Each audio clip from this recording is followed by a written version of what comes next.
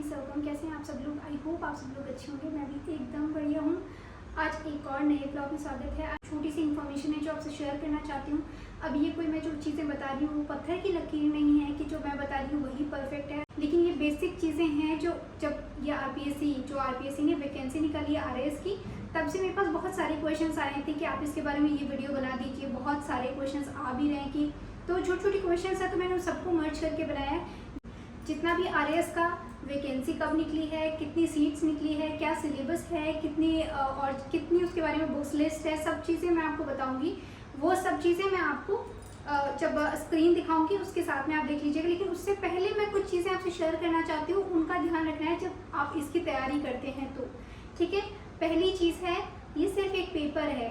ठीक है, तो पेपर को पेपर की तरह लीजिएगा। स्ट्रेस बिल्कुल नहीं लेना है कि हमने तो बस कि इसी को ऐसे है कि ये हुआ तो हुआ, नहीं तो फिर कुछ भी नहीं होगा। ठीक है, तो ये सोच के बिल्कुल पढ़ाई मत कीजिए।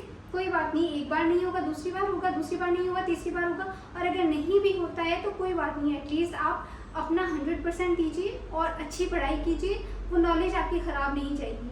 ठीक है, पहली चीज़। दूसरी चीज़, जितनी आपको पढ़ना है, इसमें जितना सिलेबस है वो आपको टिप्स पे याद होना चाहिए। आपको पता होना चाहिए कि आपके सिलेबस में क्या आ रहा है। आपको वही चीज़ें पढ़नी है जो ज़रूरी है, क्योंकि टाइम बहुत कम होता है। जैसे अभी वैकेंसी निकली है, फॉर्म भरे जा रहे हैं कल से। 19 सितंबर से लेके फॉर्म भरे जाएंगे। 18 अक्टूबर तक इसकी लास्ट डेट है। ठीक है, और उसके बाद में फरवरी तक इसकी टेंटेटिव डेट बता रखी है कि आपका एग्ज़ाम कंडक्ट होएगा। ठीक है, आपके पास बहुत टाइम लिमिट्स है। अब इसके अंदर आप इधर उधर भागने की बजाय कि आपने ये बुक पढ़ी, वो बुक पढ़ी, ये टॉपिक आपको टॉपिक तक पता नहीं है, तो वो चीज़ें नहीं करें। आप सिलेबस को, बहुत सारे प्रिंट आउट्स आपको मिल जाएंगे, वो प्रिंट आउट्स मिल जाएंगे। सिलेबस आपको ऑनलाइन सॉफ्ट कॉपी मिल जाएगी, आपको हार्ड कॉपी भी मिल जाएगी। लेकिन मैं चाहती हूँ कि आप हैंड रिटन रखें। जब आप अपना सिलेबस हैंड रिटन करेंगे, आपको आइडिया होएगा कि आपने क्या क्या लिखा है। आप एक बार इसको करके देखिएगा कि जो चीज़ आप लिख के जितने याद करते हैं उतनी आप डायरेक्टली याद नहीं कर पाते हैं। और ठीक है, मेमोरी में रहने की बात है, लेकिन अभी आप एक बार शुरू अगर स्टार्ट करें तो सबसे पहले अपनी लिखना जो सिलेबस है आपका, पहले उसको लिख लीजिए। आपको पता होना चाहिए कि एटलीस्ट आपके टॉपिक आ क्या रहे हैं। ठीक है, क्योंकि जितना टाइम लिमिट्स है उसके अंदर आप बहुत ब्रॉडर वे में नहीं जा सकते। ठीक है, आपको हर चीज़ को एक बार थरोली बहुत सिलेबस को अच्छे से देख लेना है, याद कर लेना है, अपने हाथों से लिख लेना है, ताकि आपको टॉपिक्स का क्लियर रहे कि कौन से टॉपिक आ रहे हैं।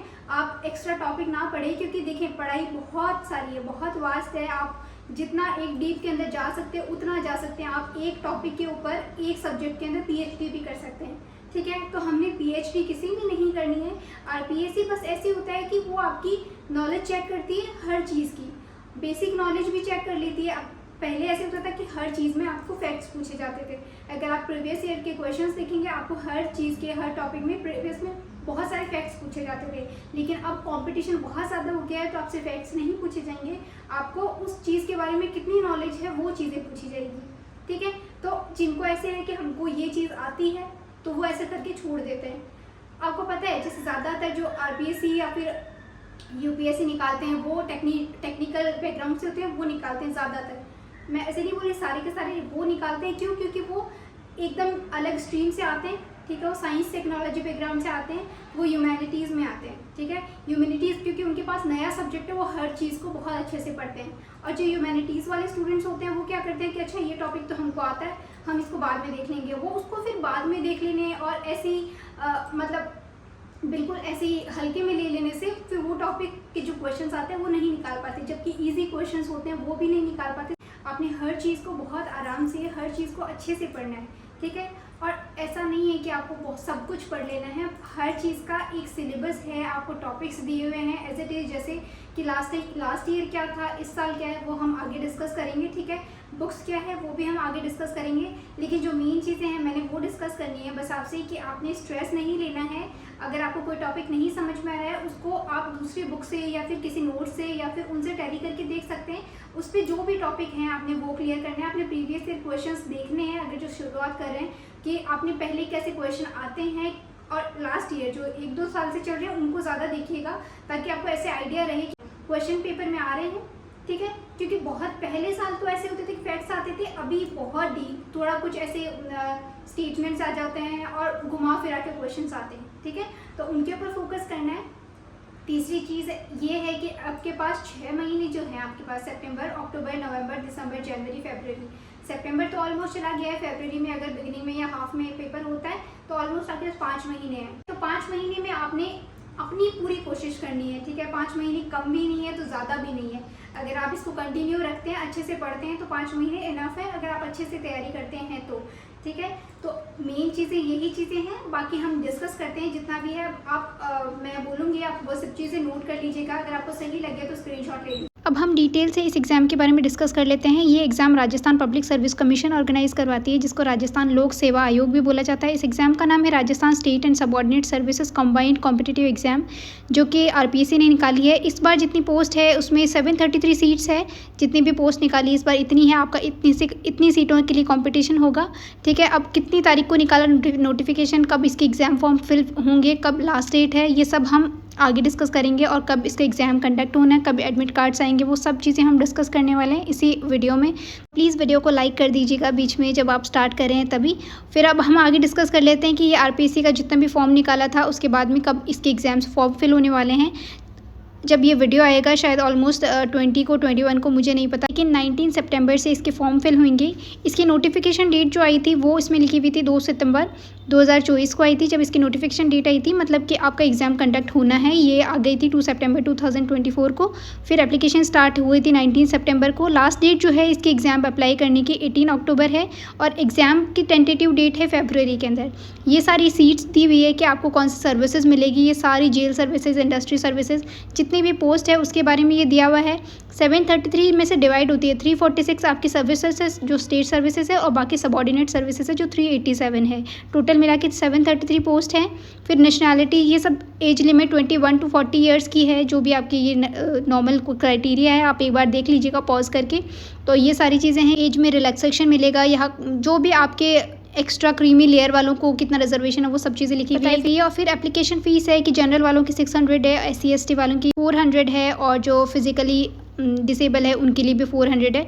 फिर ये एग्ज़ाम का क्राइटेरिया है कि पहले प्रीलिम्स होएगा, फिर मेंस होएगा, फिर पर्सनालिटी टेस्ट बोल दीजिए, चाहे इंटरव्यू बोल दीजिए, ठीक है। लेकिन क्योंकि फर्स्टली प्री आया है तो हम प्री के बारे में डिस्कस करेंगे। प्री पेपर 1 बोला था, चाहे जनरल नॉलेज और जनरल साइंस बोला जाता है।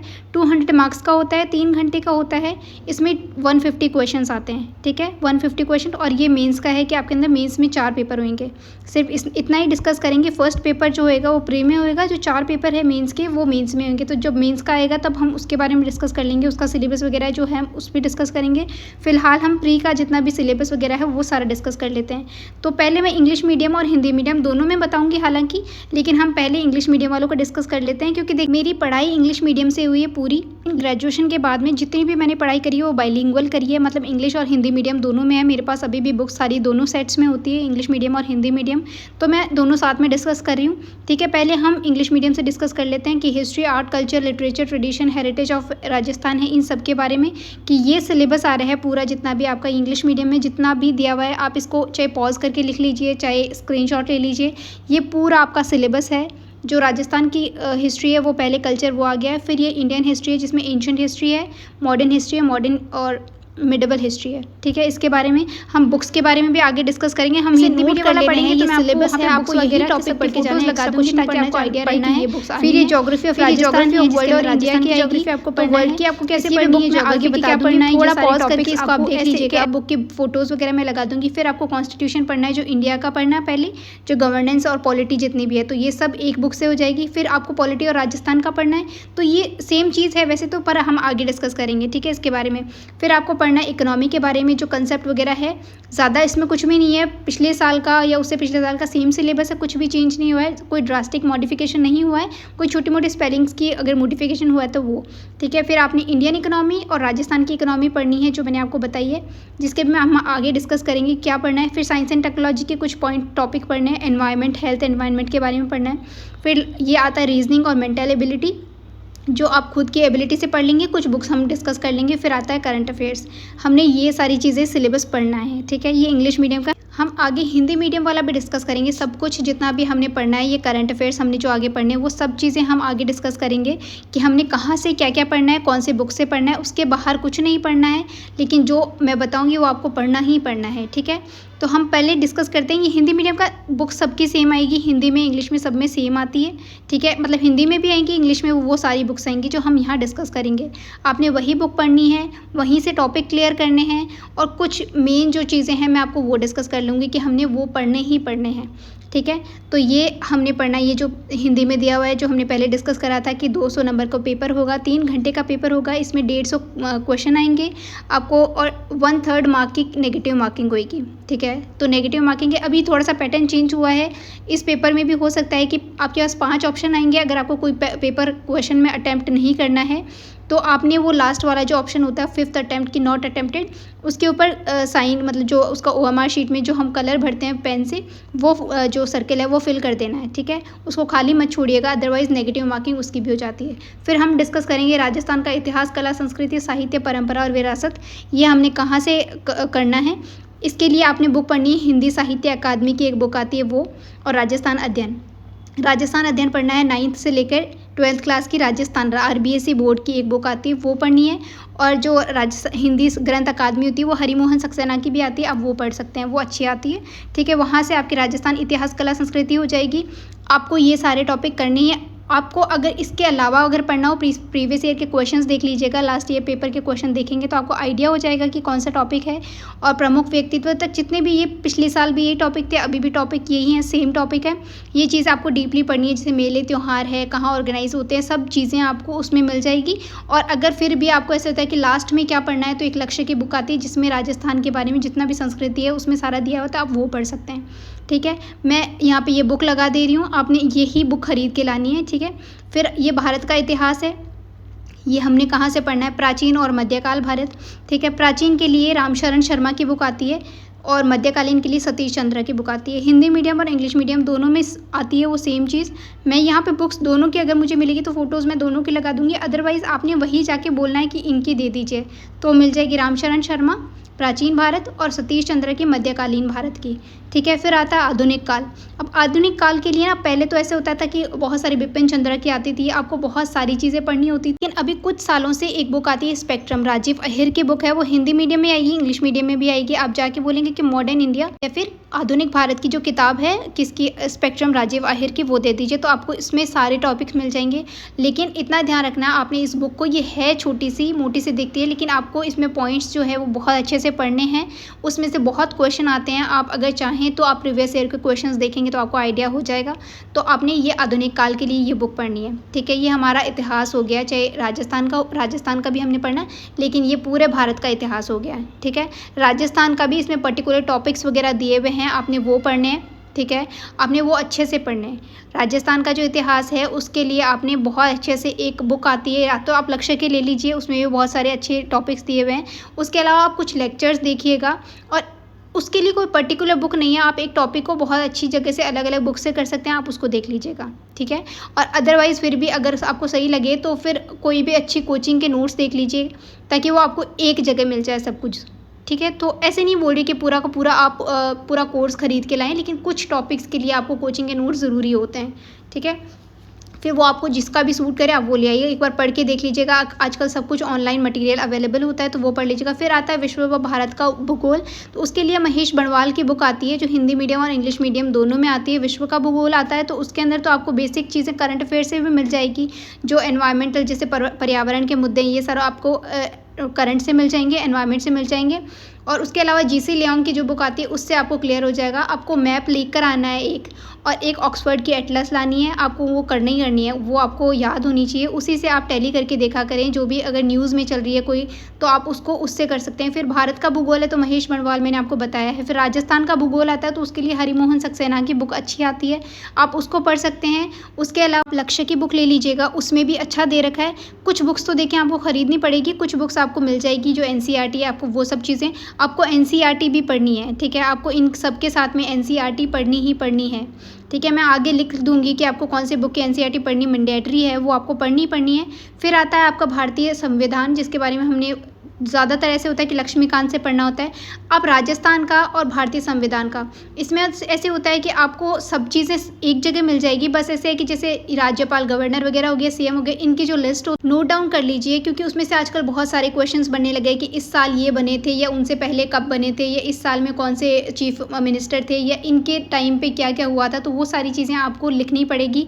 तो वो एक बुक में तो नहीं मिलेगी आपको, पुरानी बुक्स होती है, वो पुराने लोग बोलते थे ये वाली बुक वो वाली बुक, लेकिन आपको नोट डाउन करनी पड़ेगी क्योंकि वो तो चेंज होते रहते हैं। फिर इकोनॉमी की बात करते हैं तो इकोनॉमी में आपको ज़्यादा इधर उधर नहीं भागना है।